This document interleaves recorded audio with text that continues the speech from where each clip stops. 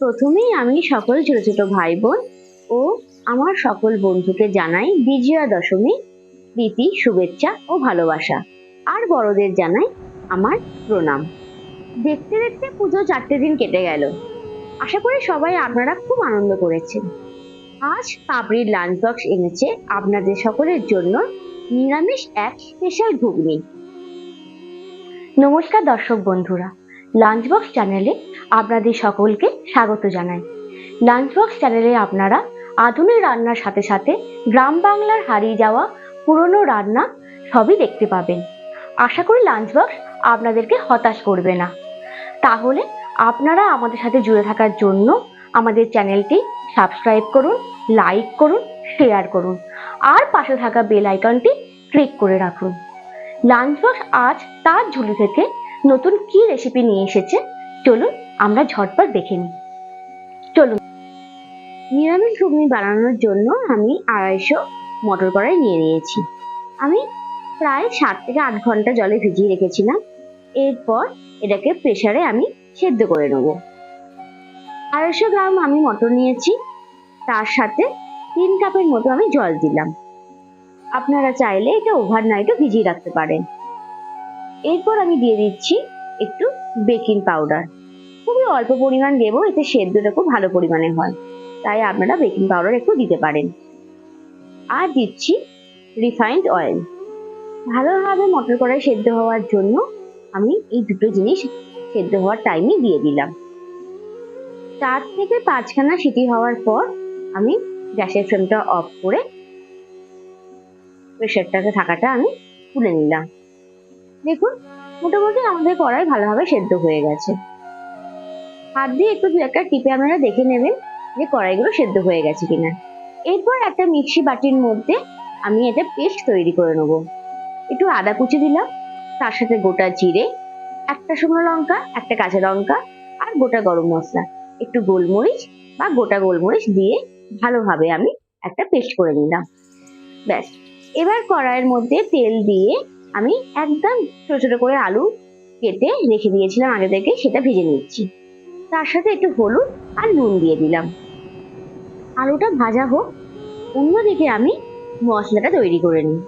একটা ছোট বাটির মধ্যে 1/2 চামচের মতো হলুদ গুঁড়ো, 1/2 চামচের মতো জিরে গুঁড়ো, 1/2 চামচের মতো ধনে গুঁড়ো আর 1/2 চামচের মতো লঙ্কা গুঁড়ো দিয়ে দিলাম।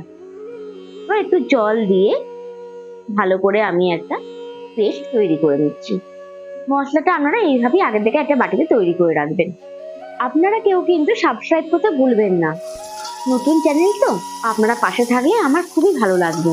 আরো সামনের দিকে এগিয়ে যাওয়ার জন্য আমি আরো উৎসাহিত হব। আলুগুলো মোটামুটি আমার সেদ্ধ হয়েই গেছে। এরপর ওই তেলের মধ্যে আর একটু তেল আমি দিয়ে দিচ্ছি। 2 চামচের মতো তেল দিয়ে একটু ফোড়ন হিসাবে গোটা জিরে, দুটো তেজপাতা, একটা কাঁচা লঙ্কা, দুটো গোলমরিচ, দুটো লবঙ্গ, দুটো এলাচ আর সামান্য হিং দিয়ে দিচ্ছি। নিরামিষ ঘুগনিতে তেলে একটু হিং দিলে সেই ঘুগনিটি অসাধারণ হয়।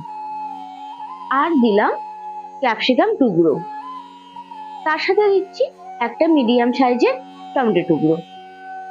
হালকা করে আমি এটা ভেজে নিচ্ছি। পাপড়ির লাঞ্চ বক্সে আপনারা পাবেন বিভিন্ন রোগের ডায়েট চার্ট, তার সাথে আপনারা পাবেন ডিনার থালি, লাঞ্চ থালি, ডায়েটের সমস্ত রকমের থালি, আইডিয়া এবং রেসিপি। এবার আগে থেকে বেটে রাখা আদা বাটাটা আমি দিয়ে দিলাম আর মশলাটাও আমি দিয়ে দিলাম। এবার ভালো করে একটুখানি কষে আমি একটু টমেটো বাটা দিয়ে দিচ্ছি। আর তার সাথে দিলাম 1 চামচের মতো চিনি। ঘুগনিতে আপনারা চিনি আর নুনটা আপনাদের স্বাদ মতো দেবেন।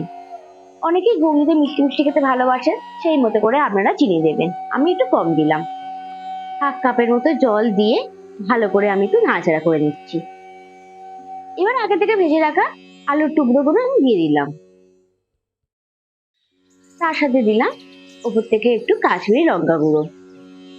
আজ দশমী, আর দশমীর দিনে বাড়িতে বাড়িতে নাড়ু, নারকেল বড়া, নিমকি, নানান ধরনের রেসিপি হয়ে থাকে। আর তারই মধ্যে আজকে আমি আপনাদের সাথে শেয়ার করছি নিরামিষ ঘুগনি। আমি একটু ঢাকা দিয়ে দিয়েছিলাম লো ফ্লেমে, তারপর 5 মিনিট পর আমি ঢাকাটা খুলে নিলাম। দেখুন মোটামুটি তেল বেরিয়ে গেছে। আমাদের মশলাটা মোটামুটি কমপ্লিট। এবার আমি আগে থেকে সেদ্ধ করে রাখা কড়াইটা দিয়ে দিচ্ছি, দিয়ে ভালো করে আমি একটুখানি এবার নেড়ে নেবো। এইভাবে ঘুগনি আপনারা বাড়িতে তৈরি করবেন, খুব যে বেশি সময় লাগে তাও না, আর খেতেও অসাধারণ হয়। আমি ওপর থেকে স্বাদ মতো নুন দিয়ে দিলাম। আগেও নুন দিয়েছিলাম, নুনটা একটু কম পড়ায় আমি আর একটু নুন দিয়ে দিচ্ছি। এবার ঢাকা দেওয়ার পর আমি একটা ছোট বাটির মধ্যে একটু ময়দা, একটু মটর কড়াই নিয়ে নিলাম। এরপর একটু জল দিয়ে ভালো করে আমি এটাকে হাত দিয়ে বা চামচে দিয়ে ভালো করে একটু পেস্ট করে নেবো বা মেখে নেবো। এটা করার কারণ, যখন এটা আমি ঘুগনিটার মধ্যে পুরো দিয়ে দিচ্ছি, এই ঘুগনিটা খুব ভালোভাবে সেদ্ধ হয় আর একটা আলাদাভাবে একটা গ্রেভি চলে আসে, খেতে অসাধারণ লাগে। ব্যাস, এবার আমি ওপর থেকে ধনেপাতা কুচি করে কেটে রেখেছিলাম সেটা সরিয়ে দিলাম, একটা কাঁচা লঙ্কা থেতে করে দিলাম, একটু চাট মশলা দিলাম বা আপনারা গরম মশলা দিতে পারেন, আর তার সাথে দেশি শুদ্ধ ঘি ওপর থেকে আমি দিয়ে দিলাম। দেখুন আরো 5 মিনিট ফোটানোর পর মোটামুটি আমাদের ঘুগনি পুরো রেডি। খুব সুন্দর কালারটা বেরিয়েছে না? আমার মা এইভাবেই আমাকে ঘুগনি করা শিখিয়েছে। এবার গরম গরম লুচি দিয়ে এইভাবে ঘুগনি আপনারা পরিবেশন করতেই পারেন। যদি আপনাদের আজকের এই রেসিপি ভালো লাগে তাহলে চ্যানেলটি সাবস্ক্রাইব করতে কিন্তু ভুলবেন না। লাইক করুন, কমেন্ট করুন, শেয়ার করুন আর আমাদের পাশে থাকুন। সকলকে জানাই শুভ বিজয়, প্রীতি ও শুভেচ্ছা। নমস্কার সবাইকে।